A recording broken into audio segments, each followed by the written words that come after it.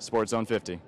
And it was the men's soccer team at home Sunday hosting Alabama A&M. Early on in the match, Kentucky's offensive superstar this season, Mike Strong, went down with an ankle injury. He went out of the game and no word on his condition.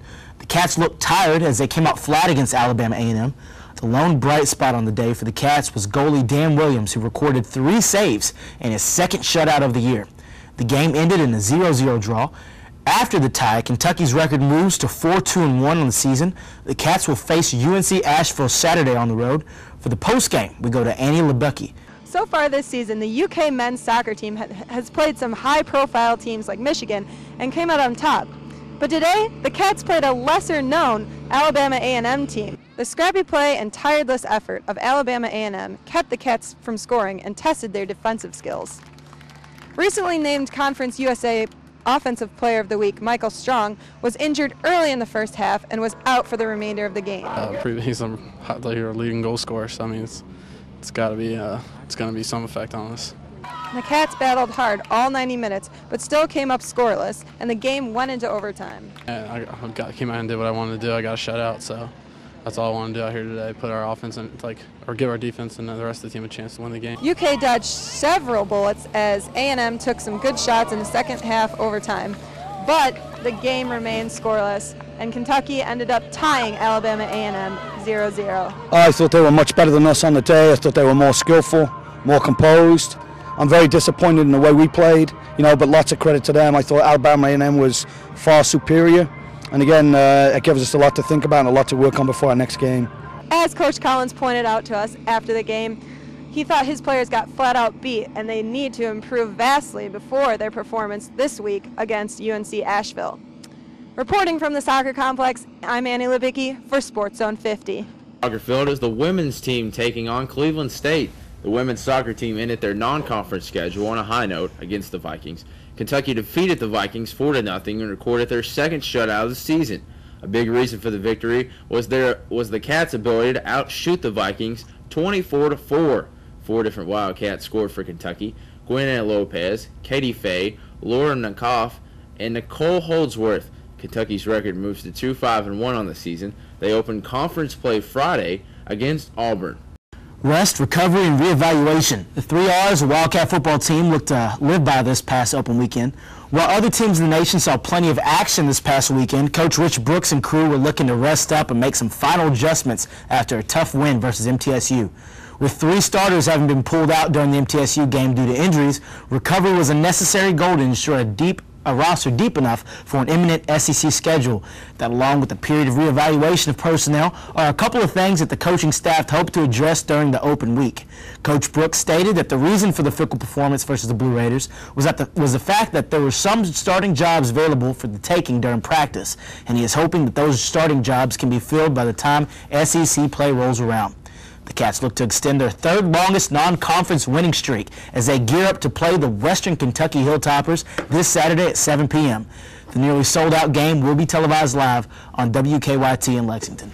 All right, guys, it's about that time. Your Xbox 360 preview. We're about to unveil the crystal ball prediction for next week. Justin Stewart, are you ready for it? I'm ready, man. Let's do it. All right, let's get to it between Western Kentucky Hilltoppers and the Kentucky Wildcats. Let's go Big Blue. Kentucky and Western pick it up in the first. Randall Cobb finds Dinky Lyons. He bounces off a couple defenders, and he says, "Woo, gone." He goes down the left side of the field and goes in for 6. And look at this celebration, folks. I think he's making a little chicken dance there. I'm not really sure what. But Kentucky up 7-0. Western on top, though, 2014 until Randall Cobb hits Derek Locke in the flats. He rumbles and bumbles in for 6, puts the Cats up 21-20. Then the Western Kentucky Hilltoppers not going away anytime soon. 28-21, pressure time. Randall Cobb, TC Drake in the end zone, and folks, that ties it up 28-28. Pressure situation here. Look at the Cat working out his taekwondo there.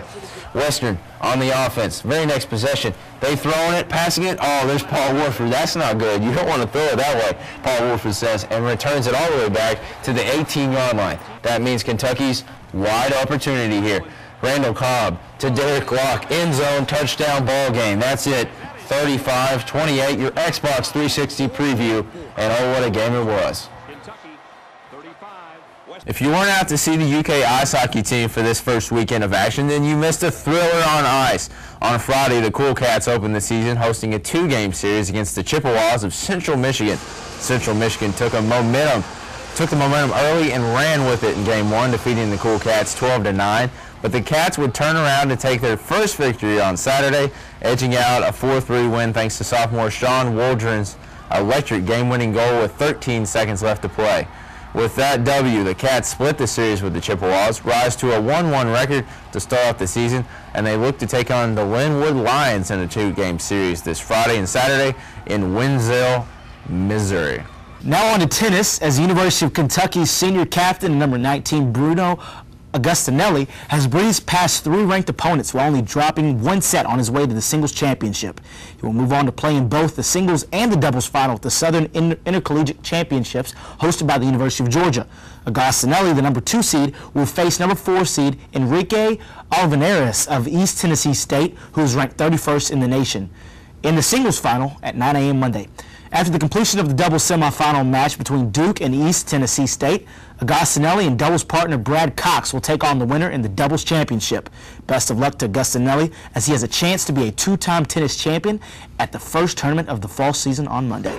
Well, that does it for everyone here at Sportszone 50. I'd like to thank everyone for watching. And if you like our show, which we know you do, then you can check it out at www.sportzone50.com, where you can check out our past shows, our podcasts, and our world-famous blog. And remember, go to class, use a designated driver, and always bleed blue. And remember, knuckleheads, same bad time, same bad channel, same bad website. Have a great week, everybody.